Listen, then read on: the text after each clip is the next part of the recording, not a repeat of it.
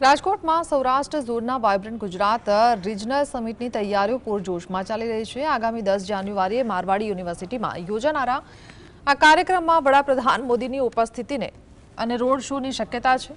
પ્રભારી મંત્રી જીતુ વાઘાણીની અધ્યક્ષતામાં કલેક્ટર કચેરીમાં મહત્વની બેઠક યોજાઈ, જેમાં સાંસદ પરસોત્તમ રૂપાલા, રામ મોકરિયા સહિતના અધિકારીઓએ હાજરી આપી।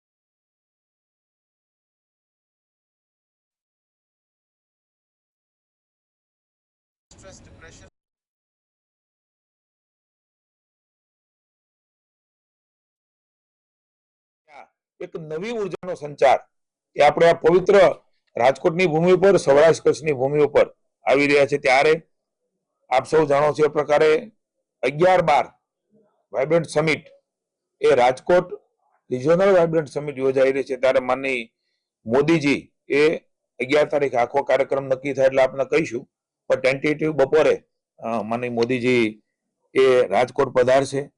આપણું જે જૂનું એરપોર્ટ છે ત્યાં જ એ ઉતરવાના છે, અને ત્યાંથી એમનું ભવ્ય દિવ્ય રીતે આપણી સૌરાષ્ટ્રની ભૂમિ પર આવે છે। ત્યારે આ રંગીલા રાજકોટમાં એમનું સ્વાગત માનની મુખ્યમંત્રી ભૂપેન્દ્રભાઈના અને માનની નાયબ મુખ્યમંત્રી ભાઈ શ્રી હર્ષભાઈના માર્ગદર્શન નીચે, મુખ્યમંત્રીના નેતૃત્વની અંદર